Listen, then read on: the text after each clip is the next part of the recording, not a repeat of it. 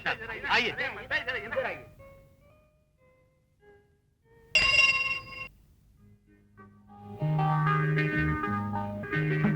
Rickshaw, high court चलो।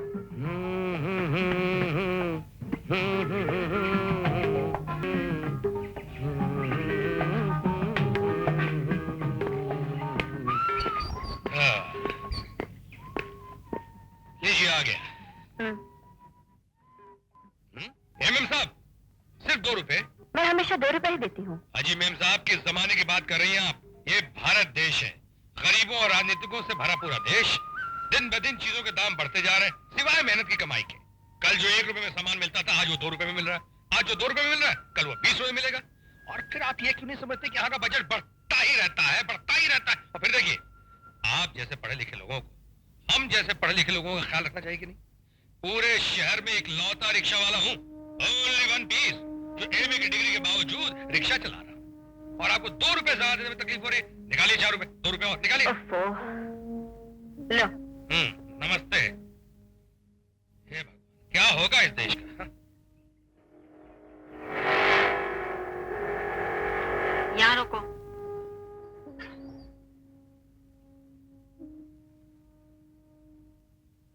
ये लो। जरा प्यार से तो बोला करो देवी जी। अरे भाई जल्दी चलो, जल्दी। अरे मनोहर, तुम?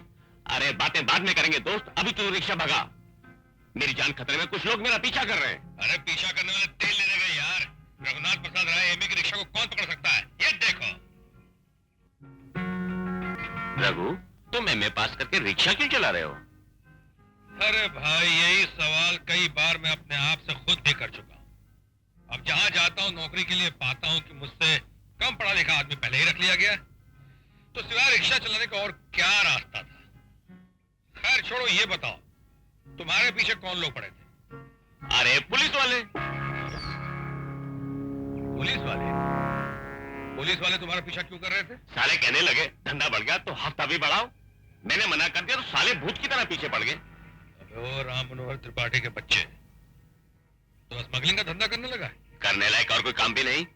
मेरी बात मानो तो ये रिक्शा छोड़ो, मेरे साथ चलो मेरे बॉस के पास, और तुम रघु रिक्शा वाला से रघु सोना वाला बन जाओगे। रघु सोने वाले के बच्चे, राम मनोहर त्रिपाठी की औलाद, दोस्त समझकर पहली बार तुझे माफ कर देता हूँ। अगर दोबारा कोई ऐसी बात की ना मुझसे, तो तुझे पुलिस के हवाले में खुद कर दूंगा, समझा? फुट यार फुट। अच्छी बात है मेरे बाप, अगर इरादा बदल जाए या मेरी जरूरत पड़े तो मेरे नए पते पे आ जाना, 21C पैलेस जुहू। मेरी दोस्ती में फायदा ही फायदा है, याद रखना। जाना। अरे सर्वश्री रघुनाथ जी। हाँ वकील साहब। क्या बात है यार, आज बहुत चमक रही हो। आज मैं अपना पहला केस जीत कर आई हूँ श्रीमान, और सेशन जज मिस्टर कृपाल सिंह ने मेरी इतनी तारीफ की कि सारे सीनियर वकील मेरे तरफ देखते रह गए। लेकिन सच पूछो तो जीत पर भी कुछ खास मजा नहीं आया। क्यों? क्योंकि घर का केस तो हारी बैठे हूँ ना। घर का केस? घर का कौन सा केस? आज जब सारे बार कौंसिल मुझे कांग्रेचुलेट कर रही थी, तो मैं ये सोच रही थी कि मैं उस रिक्शा पर बैठकर अदालत आई हूँ जिसे मेरे पति चला रहे थे, और मैं इस दुनिया के सामने उसे पति नहीं कह सकती। अरे जान, मुझे को रिक्शा चलाने का शौक थोड़ी है। तुम तो जानती हो कि नौकरी के लिए अप्लाई करने के मामले में मैं वर्ल्ड रिकॉर्ड तोड़ चुका हूं। लेकिन मेरे पास असली क्वालिफिकेशन नहीं है ना, सिर्फ एमए पास हूं, फर्स्ट क्लास। So what? जहां जाता हूं लोग कहते हैं किसी के रिश्तेदार हो, किसी मंत्री की सिफारिश लेकर आए हो। मैं कहता हूं नहीं साहब, लेकिन मेरी डिग्री देखो। कहते हैं डिग्री का क्या करना है? ना तुम किसी के रिश्तेदार हो, ना ही किसी की सिफारिश लेकर आए हो, तो फिर खामखा हमारा टाइम बर्बाद करने क्यों चले आए? सीधी सी बात। अपने दिल में इतनी कड़वाहट न भरो जान, यही अन्याय तो हमारे समाज की आधारशिला है।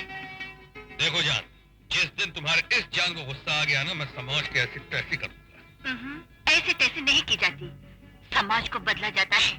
अच्छा, थूक डालो कड़वाहट को। आज रात हम कहीं बाहर चलेंगे। आज नहीं। क्यों? आज कमाई बहुत थोड़ी हुई है। तो क्या हुआ, मेरे पास तो है। नहीं जान, नहीं, ऐसी बात नहीं, ऐसी बात नहीं। देखो मैं पढ़ा लिखा आदमी हूँ, मैं पत्नी को पांव की जूती नहीं समझता और ना ही मैं औरतों के काम करने के खिलाफ हूं, लेकिन हजारों बरस पुराने संस्कारों का क्या करूं? अभी सिर्फ हमारी सोच आजाद हुई है, लेकिन हमारा पूरा का पूरा व्यक्तित्व अभी तक संस्कारों के अधीन है। अगर मुझे एमए की डिग्री गाली नहीं लगती, अगर मुझे समाज में वो जगह मिल जाती जिस पर मेरा अधिकार है, तो मैं तुम्हारे पैसों से कतई नहीं समझता। लेकिन आज तुम्हारी कमाई का एक एक पैसा मुझे और मेरे अहम को चढ़ाता रहता है। Please don't misunderstand me, please. भाभी भाभी मुझे बहुत भूख लगी है। अरे मूंगेलाल, तुझे 4 फुट 5 इंच की भाभी दिखाई देगी, ये 6 फुट 2 इंच का बड़ा भाई दिखाई नहीं दिया है? सॉरी भैया, भूख लगी है भैया। और बहुत बहुत भूख लगी है मेरे भाई, जल्दी कुछ किया जाए। हाँ, आप लोग 10 मिनट बैठिए, मैं ऐसा खाना बनाऊंगी आप बाहर का खाना भूल जाएंगे। ऐसा? ऐसा। आओ जानी आओ, मैं तुम्हें ड्रॉप कर दूंगा। अरे भाई क्यों लड़कियों को छेड़ते हो? तो क्या मैं तुम्हें छेड़ूं? मेरी चंबक छल्ला? अच्छा, तुम मुझे छेड़ोगे? बड़ी खुशी से मेरी जानी। कब छेड़ोगे राजा? अभी मेरी जान, आजा पीछे बैठ जा, तुझे अभी आइसक्रीम खिला के लाता हूँ। आजा, तू भी आजा ना। क्यों बे? अपने आप को?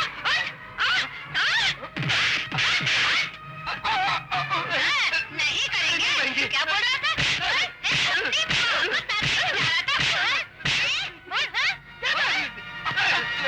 आइसक्रीम खिलाएंगे। खाली आइसक्रीम, ठंडे हो गए ना? उठो और जाकर अपनी माँ का दूध पियो, समझे?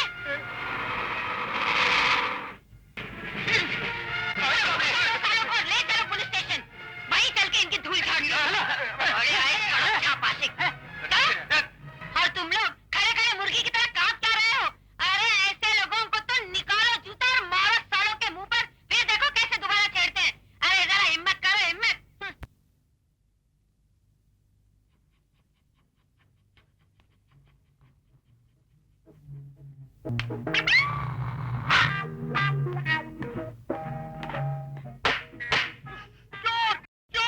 चलो चलो टोपी पहनो। ओह, सीधी तरह पहनो। और ये क्या? ये बेल्ट क्यों खुला है? बेल्ट बंद करो। और तुम कुत्तों को ट्रेनिंग देने की बजाय ड्यूटी आवर्स में यहाँ पे सो रहे थे, क्यों? मैं सो रहा था। सो नहीं रहे थे तुम? अरे कुत्ते, सुना तुमने? अजी कहाँ सो रहा था? ये सचमुच का सोना थोड़ी है। मैं तो सोने की एक्टिंग कर रहा था और कुत्ते को भी सिखा रहा था कि कैसे नकली सोना चाहिए, चोर को झांसा देने के लिए। अरे भाई, जब चोर देखेगा कि कुत्ता सो रहा है तो वो खुले मन से चोरी करेगा ना। और जैसे ही वो चोरी करेगा, भैया हमारा कुत्ता लपक के उसको दबोच लेगा और सीधे चोर जेल में। ये हमारा फॉर्मूला 352। अरे गिनी बुक ऑफ रिकॉर्ड में ये फार्मूला छपेगा। स्कॉटलैंड यार्ड की कॉपी करेगा। हमको समझ नहीं मिलेगी। तुम्हारा फॉर्मूला मेरे समझ के बाहर है। अरे इसी समझ से हमको एक शेर याद आया। समझ समझ का फेर है, समझ सके तो समझ और ना ही समझे तो ना समझ। हे भगवान, न जाने पिछले जन्म में मैंने कौन से पाप किए थे कि तुम्हारे साथ बन गई। तुम मेरे पति बन गए। तुम बुरे कांस्टेबल भी हो और बुरे कवि। खबरदार, जो हमारी शेरो शायरी की बुराई करी वो दिन भूल गई जब हमारी शेरो शायरी सुनकर हम पर फिदा हो गई थी। हमसे इज्जत किया था, हम तो शादी कर ली। अरे उस वक्त तो हम बराबर बराबर के कांस्टेबल ही थे। वो बात ठीक है कि तुम समझदार निकली, प्रमोशन हो गई और हेड कांस्टेबल हो गई। इसका मतलब हम खराब कवि हो गए। अरे हम तो कहते हैं कि थोड़ी अक्ल इस्तेमाल करो, थोड़ी मेहनत करो कि तुम्हारी भी प्रमोशन हो। चलो अभी जल्दी से कुत्तों को ट्रेन करो। हाँ हाँ, हम ऐसे सारे कुत्तों को ट्रेन करेंगे कि उनको छठी का दूध याद आ जाएगा। और तुम भी घर पहुंचो, हम डंडा लेकर आ रहे हैं, तुमको भी ट्रेन करेंगे। प्रमोशन प्रमोशन, रात दिन प्रमोशन। ये लो।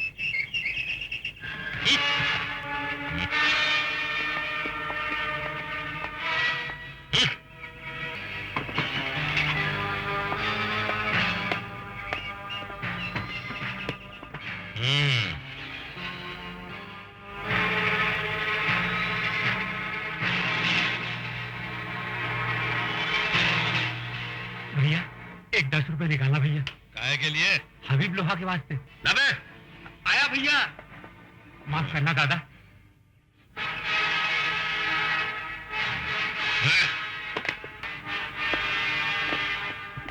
हफ्ता निकाल बे। क्या बे? 10 रुपया।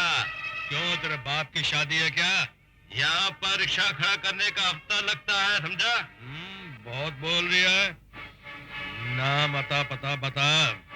क्यों बे, यह धंधा करता और हबीब लौर जे हरामी को नहीं जानता? अरे हाथ की सलामती चाहता है तो उसे जेब में रख, वरना बत्तीसी तोड़ के हाथ में।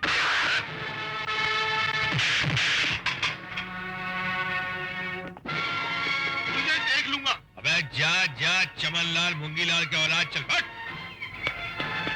भैया वाह वाह वाह, मजा आ गया। रघु, तुम्हें रिक्शा चलाना है तो या तो ठीक से लड़ना सीखो या चुपचाप हफ्ता दो। अरे भाई, तुम दिन रात मेरे रिक्शा चलाने के पीछे क्यों पड़ी रहती? कहा ना कि मैं अपने संस्कारों से मजबूर हूं, कुछ नहीं करूंगा तो टूट जाऊंगा।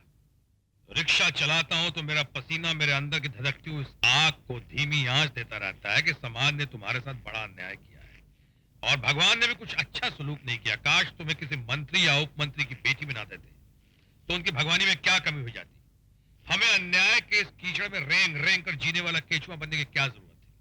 खैर छोड़ो, तुम शॉपिंग के लिए कह रही थी ना, चलो शॉपिंग करा देते। शॉपिंग कहाँ जा रही है? शॉपिंग कल करेंगे। हाँ, काल करें सो आज करें, आज करें सो अब तुम जल्दी से तैयार हो जाओ, मैं रिक्शा निकालता हूं। एक बात बताओ, ये रिक्शा निकालने के नाम पे तुम मुझे इतना घूर के क्यों देखती हो? अगर मैं मोटर गाड़ी निकालने की बात करता तब भी क्या तुम मुझे इतना घूर के देखती? अरे रिक्शा चलाने के नाम पे शर्मा, मैं क्यों शर्माऊं? शर्माए साला वो समाज, शर्माए वो यूनिवर्सिटी जिसने मुझे डिग्री दी है। हम और तुम क्यों शर्मा? हाँ, चलो जल्दी से तैयार हो जाओ, मैं रिक्शा निकाल।